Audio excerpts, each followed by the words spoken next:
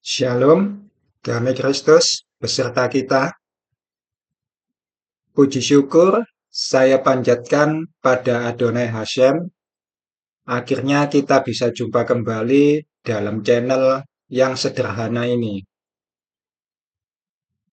Saudara-saudariku yang terkasih, selama masa hiatus, saya berusaha belajar untuk menjadi seorang jurnalis. Saudara tahu apa itu jurnalis?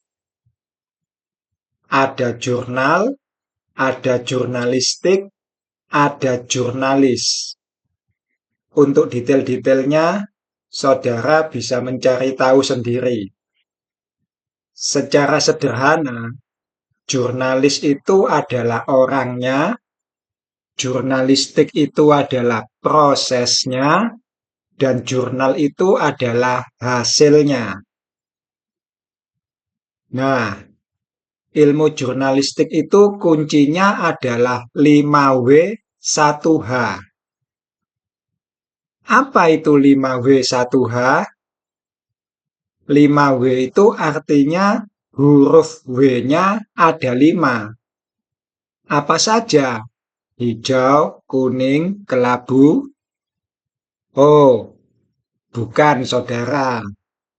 Kalau yang itu 5 balon milik adiknya Budi. Namanya Iwan. Efek kelamaan hiatus. Jadi tambah error, saudara. Makanya, jangan lama-lama berdiam diri. Loh, kata pengkhotbah itu ada waktunya bicara, ada waktunya untuk berdiam diri. Halah, dawa urusane. Oke, jadi 5W itu ada what, who, where, when, dan why. Sementara 1H adalah how. Engkau di mana? Dengan siapa? Ada apa denganmu? Nah, itu adalah lagu kebangsaan para jurnalis. Engkau di mana? Dengan siapa? Ada apa denganmu? Selama masa hiatus itu, saya coba belajar menjadi seorang jurnalis, saudara. Saya memakai ilmu jurnalistik untuk belajar memahami segala sesuatunya. Memahami diri sendiri, memahami orang lain, memahami tumbuhan, memahami hewan, memahami kitab suci, memahami kata-kata, memahami benda-benda, memahami dunia, memahami semesta. Saya berusaha untuk memahami apa saja dan siapa saja. Tidak terkecuali, saya juga berusaha untuk bisa memahami Tuhan, memahami Sang Pencipta.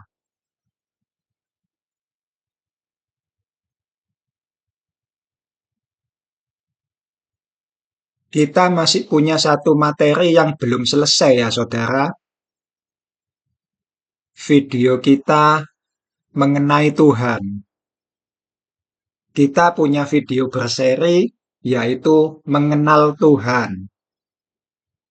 Materi tersebut belum selesai dan memang tidak akan pernah selesai. Sebab segala sesuatu adalah sia-sia. Kesia-siaan di atas kesia-siaan. Apa yang sedang saya lakukan saat ini pun sebenarnya adalah sebuah kesia-siaan belaka. Segala jerih payah yang dilakukan manusia di bawah matahari adalah sia-sia. Kita bicara tentang Yesus. Kita rekam pembicaraan kita lalu kita upload di YouTube. Padahal Yesus yang sedang kita bicarakan itu masih hidup. Dan Yesus bisa bicara sendiri pada saudara jika Yesus ingin bicara pada saudara. Bukankah hal ini adalah suatu kesia-siaan? Iya, itu adalah sebuah bentuk kesia-siaan. Dan saya tidak perlu ngotot untuk menyangkal bahwa hal itu bukanlah hal yang sia-sia. Saya justru mengakui bahwa hal itu memang suatu hal yang sia-sia. Tapi anehnya, saudara, seakan ada dorongan gaib sehingga saya tetap akan melakukan tindakan yang sia-sia tersebut. Sampai di sini mungkin saudara akan berkata, itu bodoh. Kamu tahu perbuatanmu itu sia-sia, dan kamu tetap melakukannya. Konyol sekali dirimu. Dan sekali lagi saya katakan pada saudara, saudara benar. Hal itu adalah suatu kebodohan. Dan lagi-lagi saya tidak perlu ngotot untuk menyangkal bahwa hal itu bukan suatu kebodohan. Saya mengakuinya. Saya tahu bahwa apa yang akan saya lakukan itu adalah hal yang sia-sia, dan saya juga tahu kalau melakukan hal yang sia-sia itu adalah suatu kebodohan. Tapi saya ngotot, saya tetap akan melakukannya. Bahkan saya akan mengatakan sesuatu yang mungkin akan membuat mata saudara lebih terbelalak lagi. Saya melakukannya dengan sengaja. Artinya apa? Artinya saya melakukannya dengan penuh kesadaran. Artinya lagi, itu 3 kali kebodohan. Dalam tradisi budaya Yahudi, kalau sesuatu itu dikatakan hanya sekali, itu hal biasa. Kalau sampai 2 kali, itu konfirmasi. Kalau 3 kali, itu kondisi ekstrem. Nah, ini 3 kali kebodohan. Berarti konfirmasi yang sangat ekstrem. Saya tahu bahwa melakukan suatu tindakan yang sia-sia itu adalah bentuk kebodohan, tapi saya ngotot untuk tetap melakukannya. Bahkan dengan sengaja melakukannya. Kalau kita ubah bahasanya dalam format tanya jawab, kira-kira seperti ini bentuknya. Apakah kamu tahu apa yang kamu lakukan itu adalah hal yang sia-sia? Saya tahu. Apakah kamu sadar bahwa melakukan hal yang sia-sia adalah sebuah kebodohan? Saya sadar. Kira-kira begitu, saudara. Pertanyaan pertama, apakah kamu tahu itu adalah hal yang biasa, hal yang umum? Pertanyaan kedua, apakah kamu sadar itu konfirmasi? Saya tahu dan saya sadar. Berarti 2 kali kebodohan. Dan saya sengaja melakukannya. Konfirmasi yang sangat ekstrem. Tapi benarkah sedemikian bodohnya diri saya, harus ada pertanyaan ketiga. Kenapa kamu mau melakukan kebodohan seperti itu? Kamu tahu itu hal yang sia-sia, kamu sadar itu adalah sebuah kebodohan, dan kamu tetap mau melakukannya, bahkan dengan sengaja. Why? Dan saya akan jawab, karena saya menemukan sebuah paradoks di dalamnya. Di mana letak paradoksnya? Saya tidak akan jawab di sini.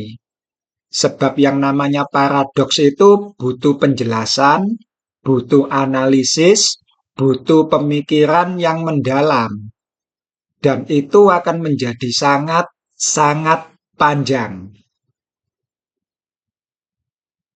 Apa yang baru saja saya sampaikan tadi hanyalah sebuah contoh bahwa saya melakukan suatu perbuatan dengan penuh kesadaran.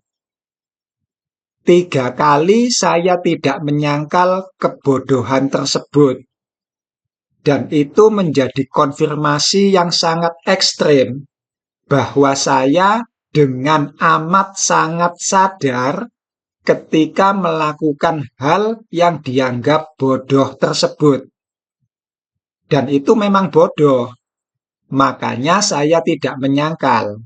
Saya tidak perlu berdebat. Sampai di sini saya hanya mau mengatakan, kalau kalian menemukan sebuah paradoks, kalian sedang berjalan dalam kebenaran. Jawaban dari pertanyaan ketiga itulah yang akan menentukan apakah seseorang itu memang sedemikian bodoh atau ada something yang lain, something else. Apakah kamu tahu membunuh itu adalah tindakan kriminal? Saya tahu. Apakah kamu sadar membunuh seseorang itu konsekuensinya dihukum mati? Saya sadar. Kenapa kamu masih melakukan pembunuhan tersebut? Sebab saya merasa bahagia setelah membunuh. Kalau saudara menemukan sebuah paradoks dalam alasan tersebut, maka membunuh itu pun saya katakan bisa menjadi sebuah kebenaran. Tapi kalau tidak, itu psikopat namanya. Membunuh hanya untuk having fun. Paham ya maksud saya? Dan hari ini kita tidak akan bicara tentang paradoks, tapi kita akan bicara tentang kesadaran. Dan saya bukan mau menjelaskan tentang kesadaran itu sendiri. Apa itu kesadaran? Kesadaran adalah bla bla bla bla bla. Tidak, saya bukan mau menjelaskan. Saya hanya mau berbagi perenungan tentang kesadaran. Ada banyak perenungan yang ingin saya bagikan pada saudara, terutama perenungan mengenai kesadaran. Dan kesadaran yang saya maksudkan di sini bukan hanya sekedar kesadaran dalam suatu tindakan atau perbuatan saja. Seperti yang tadi secara tidak sengaja sudah saya contohkan. Saya sadar akan kebodohan saya, tapi saya tetap ngotot untuk melakukan perbuatan yang sia-sia tersebut. Bahkan dengan sengaja, saya katakan tadi. Itu adalah bentuk kesadaran dalam suatu perbuatan atau tindakan. Nah, selain kesadaran semacam itu, Saya juga mau berbagi tentang kesadaran siapa diri kita ini yang sebenarnya. Who am I? Sebab kalau saudara mengenal siapa diri saudara, maka saudara akan mengenal siapa itu Tuhan.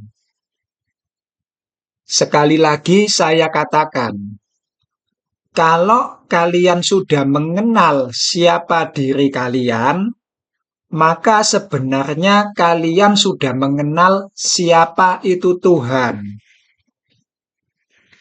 Masalahnya adalah, apakah saudara sudah mengenal diri sendiri? Apa saudara sadar siapa diri saudara? Kalau saudara berkata, "Aku adalah manusia," maka saya katakan, saudara belum mengenal siapa diri saudara. Apalagi kalau kita beri kalimat yang sedikit puitis. Aku ini hanyalah manusia biasa yang hanya ingin mencintai dan dicintai. Wede. Sekali lagi saya harus mengatakan, saudara sedang mabuk, mabuk cinta. Saudara belum memiliki kesadaran diri.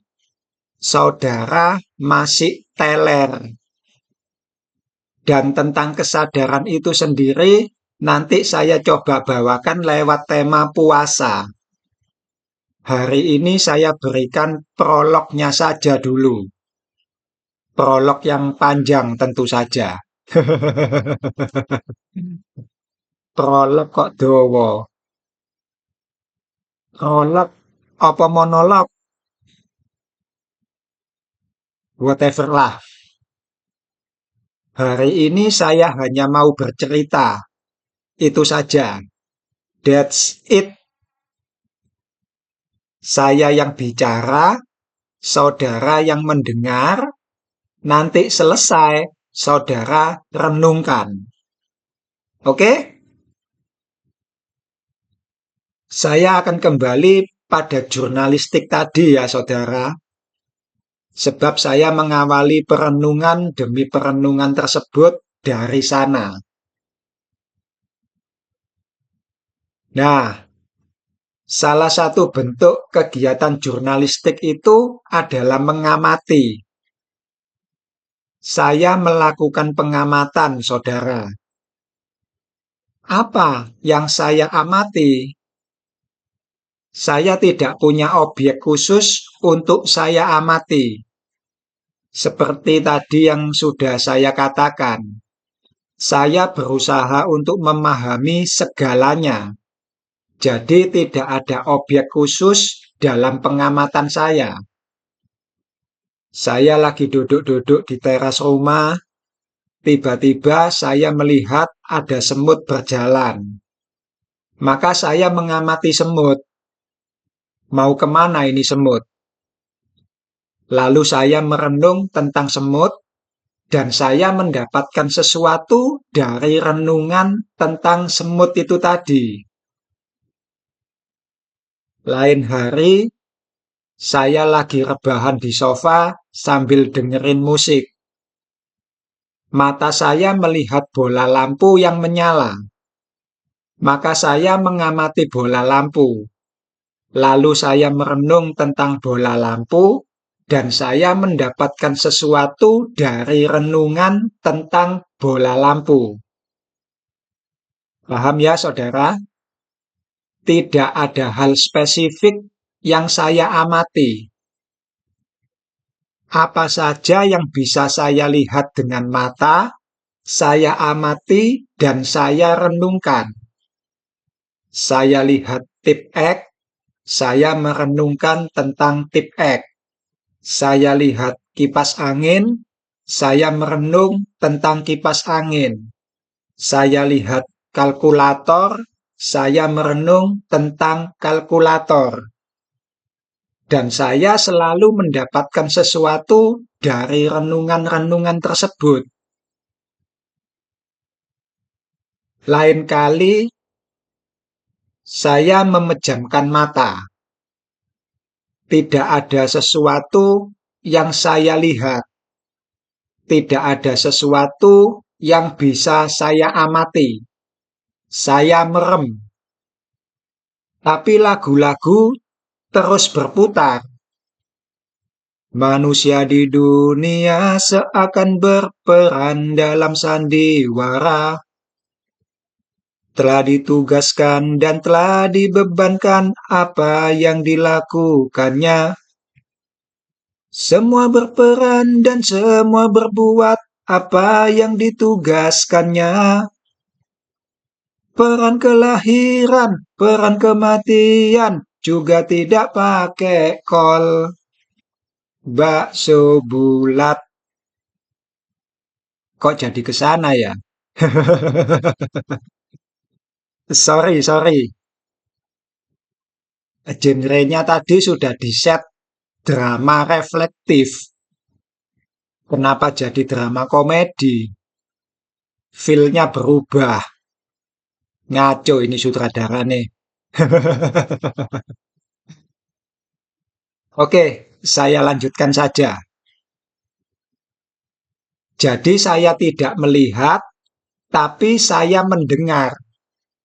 Lalu saya merenungkan syair lagu tersebut dan saya mendapatkan sesuatu dari renungan syair lagu kehidupan. Enggak. Bukan syair lagu kehidupan, tapi syair lagu tersebut. Itu maksud saya.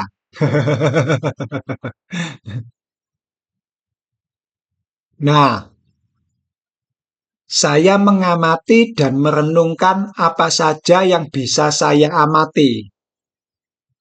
Karena tidak ada hal spesifik yang saya amati, maka saya mendapatkan banyak renungan dari pengamatan-pengamatan tersebut. Tapi semuanya itu hanyalah renungan-renungan kecil, saudara. Sehingga apa yang saya dapatkan itu pun hanyalah hal-hal yang nampak sepele. Receh, gitulah kira-kira bahasa anak sekarang. Dan karena banyaknya recehan yang saya dapatkan, semuanya jadi terlihat keos. Saya ini merenung, tapi apa sebenarnya yang saya dapatkan? Saya hanya mendapatkan bahwa pikiran saya sendiri yang terlihat semakin kacau. Contohnya itu tadi. Manusia di dunia seakan berperan dalam sandiwara. Kenapa tiba-tiba jadi lagu anak-anak? Abang tukang bakso, mari-mari sini, aku mau beli. Itu kan kacau namanya.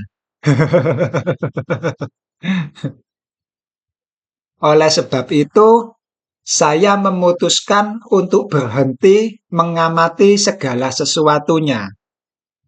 Saya berhenti merenung.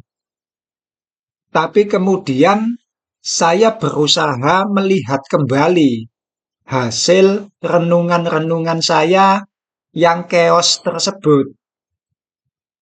Dan saya berusaha memahami apa sebenarnya yang keos ini. Contoh misalnya begini, saudara.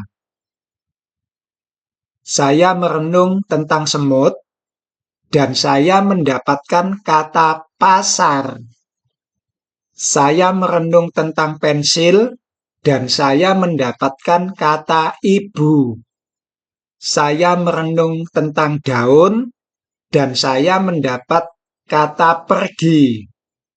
Ada pasar, ada ibu, ada pergi. Ini kan keos, saudara. Pasar, ibu, pergi. Dan saya berusaha memahami Apa itu pasar ibu pergi?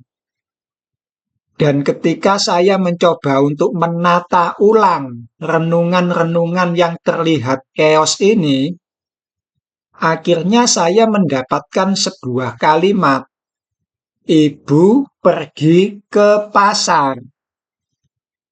Paham ya, saudara? Apa yang saya maksudkan ini? Ternyata saya harus meletakkan renungan-renungan saya itu di tempat yang tepat, juga di waktu yang tepat, sehingga saya bisa mendapatkan sesuatu yang besar, yaitu sebuah kisah. Sekali lagi saya katakan, saya harus meletakkan renungan-renungan itu di tempat yang tepat dan juga di waktu yang tepat. Nomor 1 saya letakkan di nomor 3, nomor 2 saya letakkan di nomor 1, dan nomor 3 saya letakkan di nomor 2. Dengan menata pikiran saya yang keos tersebut, barulah saya bisa mendapatkan kalimat ibu pergi ke pasar. Tadinya keos, pasar ibu pergi. Apa ini pasar ibu pergi? Di sini saya menemukan bahwa sebenarnya pikiran kita ini keos. Masalahnya, apa yang keos ini bisa kita atur. Jadi kalau ditanya, apakah pikiran kita teratur? Saya tidak punya jawaban yang saklek. Saya hanya bisa mengatakan, pikiran kita itu dikatakan teratur, dia bisa kita acak-acak. Tetapi dikatakan keos, dia bisa kita atur. Saya sebut ini sebagai ciri Tuhan. Dikatakan hidup, engkau ini mati. Dikatakan mati, engkau ini hidup. Jadi kita ini masih hidup atau sudah mati? Silahkan dijawab sendiri. Sebab sebenarnya kalian sendiri yang menentukan hidup dan mati kalian, bukan Tuhan. Kita kejar statement saya yang barusan terucap. Hidup dan mati kita bukan di tangan Tuhan. Benarkah hidup dan mati kita bukan di tangan Tuhan? Kapokmu kapan?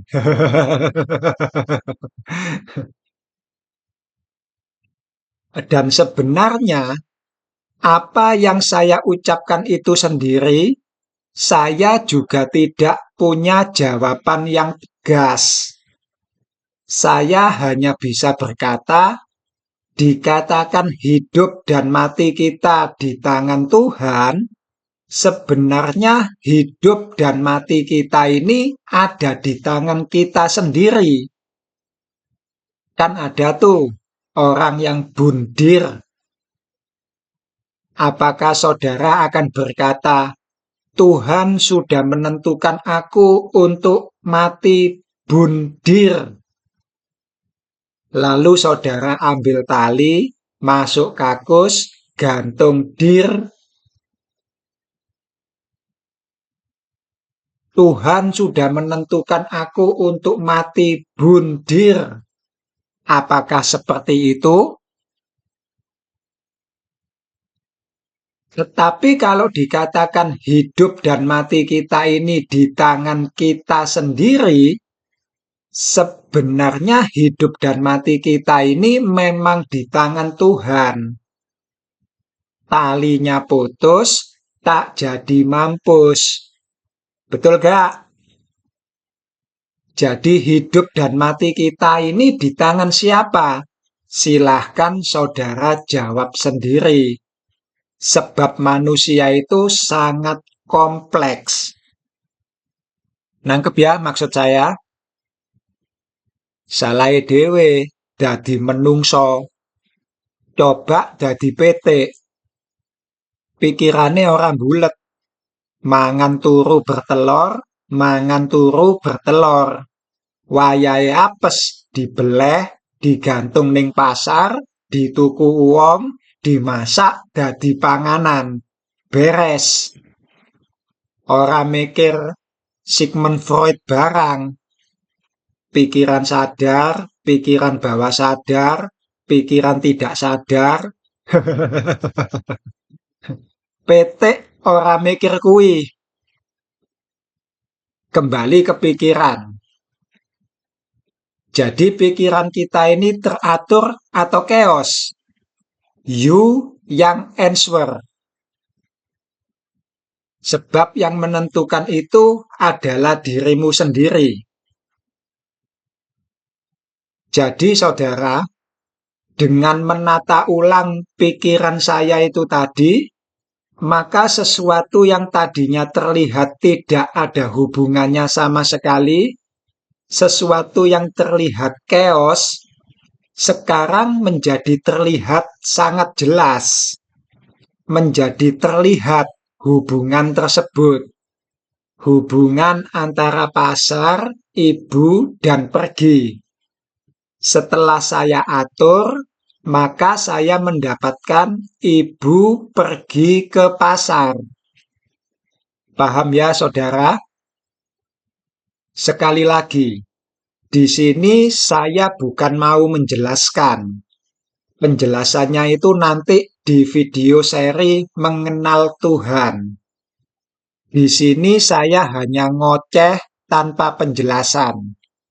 Saya hanya mau mengajak saudara untuk berpikir ulang. Mengajak saudara untuk merenung. Ternyata pikiran itu sebenarnya saling terhubung. Hanya saja kalau tidak diatur, maka terlihat chaos. Tapi kalau sudah diatur, sudah disusun, maka muncullah something yang bisa kita pahami. Nah, dari renungan ini, saya mau mancing pikiran saudara. Apakah Tuhan itu benar-benar menciptakan? Bagaimana kalau saya katakan Tuhan itu tidak menciptakan, tetapi mengatur? Apa yang diatur? Ya, pikirannya sendiri. Pikiran itu sudah ada, tapi chaos. Maka perlu untuk diatur. Dan pikiran itu berhubungan dengan yang namanya kesadaran. Sigmund Freud itu tadi, Conscious Pilatus. Kok Conscious Pilatus? Loh kan, pikiran saya jadi error. Konsep, saudara. Sengaja disalah-salahkan, biar kelihatan lucu. Padahal sebenarnya memang slip tong. Hanya saja saya tidak mau mengakui kesalahan saya ini. Maka saya katakan konsep. Namanya juga manusia. Pinter ngeles.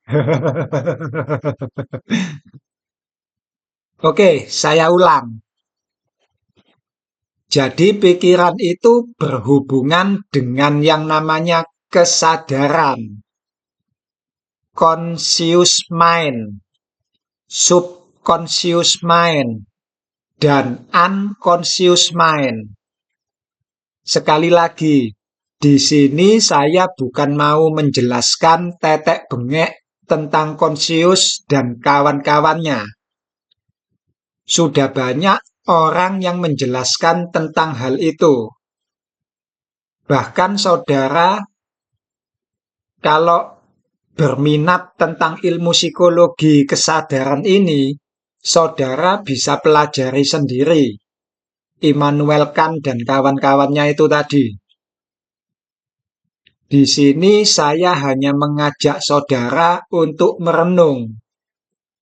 Di sini saya hanya bertanya, apakah Tuhan benar-benar menciptakan, ataukah sebenarnya Tuhan itu hanya mengatur? Bereshit bara Elohim et ha-samayim ve'et haaretz. Pada mulanya Allah menciptakan langit dan bumi. Kosakata bara di sana diartikan dengan menciptakan. Benarkah Allah menciptakan langit dan bumi? Atau kosakata bara dalam kalimat tersebut arti sebenarnya adalah mengatur? Saudara bisa cek Kamus Strong nomor 1254. Salah satu pengertian bara yang diberikan di sana adalah memilih. Choose. Memilih di sini dalam arti menata.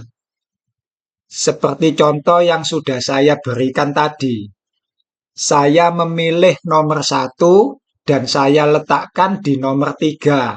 Saya memilih nomor 2 dan saya letakkan di nomor 1. Saya memilih nomor 3 dan saya letakkan di nomor 2. Memilih dalam arti memilah-milah, menentukan, choose. Jadi sekali lagi, apakah Allah itu memang benar-benar menciptakan atau hanya mengatur apa yang sudah ada? Kalau benar mengatur, artinya langit dan bumi itu memang sudah ada. Artinya lagi, langit dan bumi itu sebenarnya bentuk dari pikiran Allah. Pikiran itu sudah ada. Hanya saja pikiran atau langit dan bumi itu masih chaos. Maka Allah mengatur apa yang sudah ada dan yang masih chaos itu. Paham maksud saya? Sekali lagi, di sini saya bukan mau menjelaskan. Penjelasannya itu nanti dalam video berseri mengenal Tuhan. Di sini saya hanya melemparkan pertanyaan-pertanyaan saya atas sesuatu yang sudah saya renungkan. Ini nanti akan nyambung dengan ayat selanjutnya. Bumi menjadi belum berbentuk. Terjemahan LAI memang tidak memasukkan kosakata menjadi. Tapi teks aslinya ada kosakata hayah. Sekali lagi, itu nanti kita jelaskan lewat video berseri mengenal Tuhan. Kita akan lanjutkan kembali materi kita yang belum selesai itu. Tapi sekarang saya hanya mau melemparkan pertanyaan-pertanyaan untuk saudara renungkan sendiri.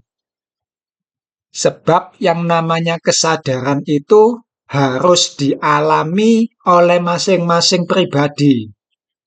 Tidak bisa diajarkan, dalam tanda petik. Dan saya sudah mengalami kesadaran itu. Jadi sebelum saya bercerita tentang who am I, ada dua hal yang ingin saya sampaikan untuk saudara renungkan. Yang pertama itu tadi, apakah Allah benar-benar menciptakan atau Allah itu hanya mengatur? Apa yang diatur? Ya pikirannya sendiri. Sebab pikiran itu memang sudah ada, tinggal diatur. Hari ini saya akan ajak saudara untuk banyak mikir. biar cepet botak. Tetapi saya sendiri banyak mikir, kok nggak botak ya? Malah tambah gondrong. Piye Kijal?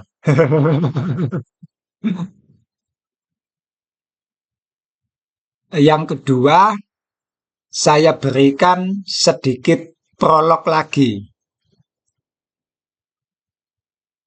Tadi kan saya mengatakan banyak renungan yang bisa saya dapatkan dari mengamati hal-hal yang remeh-temeh. Dan ternyata dari banyaknya renungan kecil-kecil tersebut, saya mendapatkan sebuah renungan yang sangat besar. Sebuah itu hanya satu ya saudara, tidak banyak. Saya mendapatkan sebuah renungan yang besar ketika saya menata renungan yang kecil-kecil itu. Dan benang merah dari renungan saya yang amat sangat banyak ini adalah kesadaran diri. Kesadaran diri itu adalah sebuah kunci dari something. Maybe kunci pintu surga, I don't know. Tapi yang jelas, kesadaran itu adalah sebuah kunci. Dan passwordnya adalah paradoks. Nah, di sana saya juga mendapati bahwa sesuatu yang besar itu ternyata disusun dari sesuatu yang kecil-kecil. Kan ada tuh pepatah yang mengatakan sedikit demi sedikit, lama-lama menjadi bukit. Orang kaya itu dari miskin. Orang pandai itu dari bodoh. Sebuah cerita itu tersusun dari banyak kalimat. Sebuah kalimat itu tersusun dari banyak kata. Dan sebuah kata itu tersusun dari banyak huruf. Yang terbanyak menjadi yang sedikit menjadi yang banyak, yang terbesar menjadi yang terkecil menjadi yang terbesar, yang pertama menjadi yang terakhir menjadi yang pertama. Ciri Tuhan. Apa yang terbesar dari sebuah kisah? Sebenarnya hanyalah sebuah huruf ABCD. Kalian baca sebuah cerita yang fantastis, cerita yang begitu panjang dan lebar dan tinggi, itu sebenarnya hanyalah ABCD yang disusun sedemikian rupa. Segala sesuatu digerakkan oleh yang kecil. Saudara pernah melihat pesawat terbang?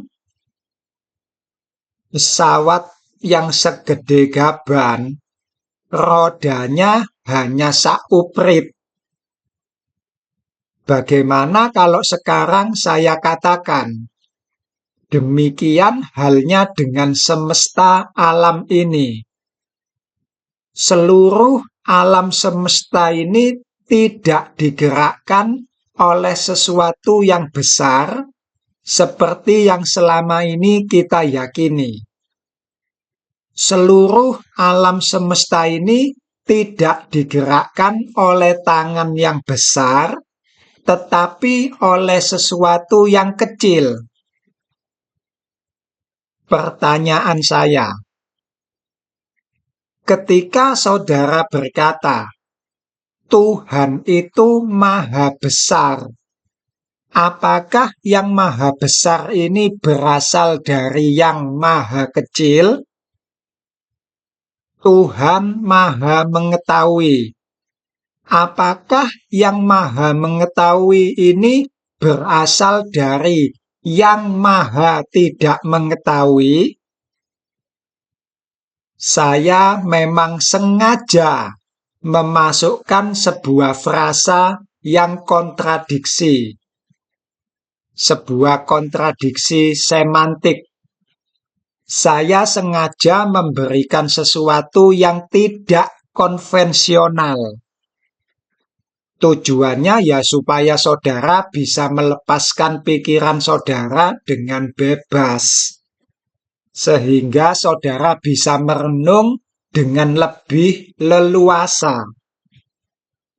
Ikut Yesus itu harus melepaskan segalanya kok, saudara. Jadi lepaskan dulu segala sesuatu yang dianggap konvensional, termasuk urusan dari definisi sebuah prefiks kosakata maha.